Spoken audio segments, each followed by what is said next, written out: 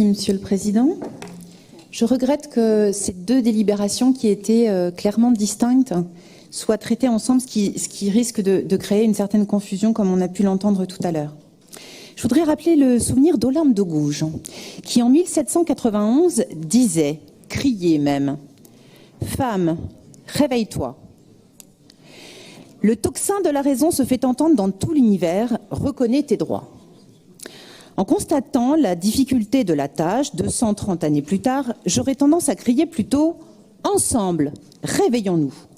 Car c'est collectivement que le défi doit être relevé. Et c'est par un travail collectif et quotidien que nous pourrons déconstruire les stéréotypes érigés par de très grands bâtisseurs.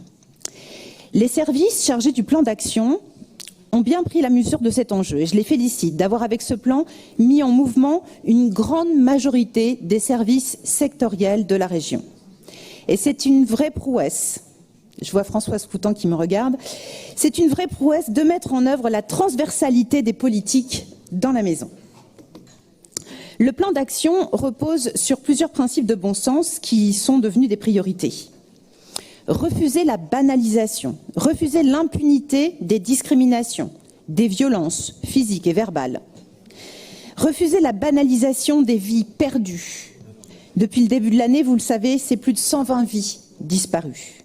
Eh bien, à l'image du 8 mars, considérons le 25 novembre comme une grande journée de sensibilisation et d'action contre les violences faites aux femmes. Et engageons la collectivité. N'attendons pas les préconisations du Grenelle initié par l'État, dont les résultats viendront évidemment trop tard pour les prochaines vies brisées.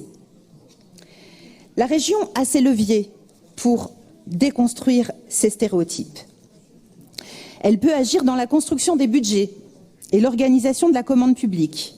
La loi de 2014 a introduit un cadre réglementaire à cet égard. Mais ce cadre apporte-t-il toutes les garanties ?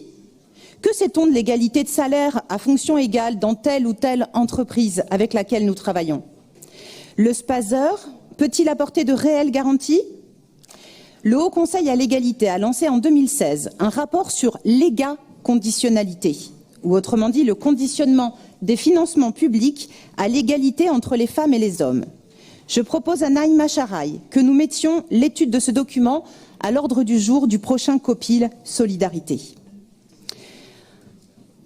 Parmi les priorités, la région a encore un levier, celui de redonner une visibilité aux femmes sur l'espace public dans l'organisation de la société.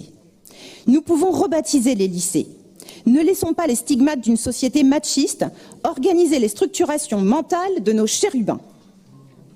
Ne laissons pas penser en filigrane que seuls les hommes méritent cet honneur de donner leur nom à un lycée. Profitons-en même pour rendre hommage à de nombreuses femmes de la région qui ont marqué l'histoire. La grande Aliénor, bien sûr, pour faire plaisir à notre président. Rosa Bonheur, première artiste consacrée avec la Légion d'honneur, née à Bordeaux.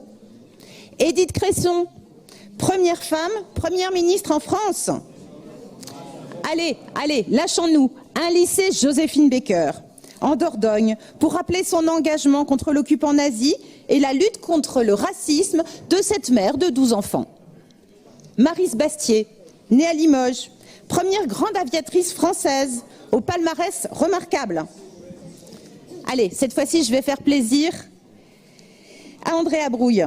Suzanne Valadon, de Bessines-sur-Gartempe, première femme admise à la Société nationale des beaux-arts. Et je ne vous ferai pas l'affront, Monsieur le Président, de vous proposer un lycée Ségolène Royal.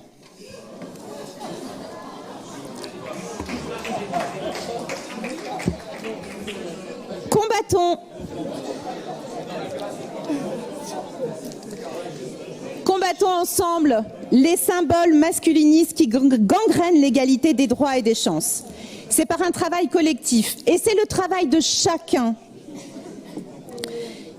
qui nous permettra de venir à bout de cette problématique. Mais en plus, en rebaptisant les lycées, nous aurons honoré notre devoir de mémoire à l'égard de toutes ces femmes. Merci, Monsieur le Président.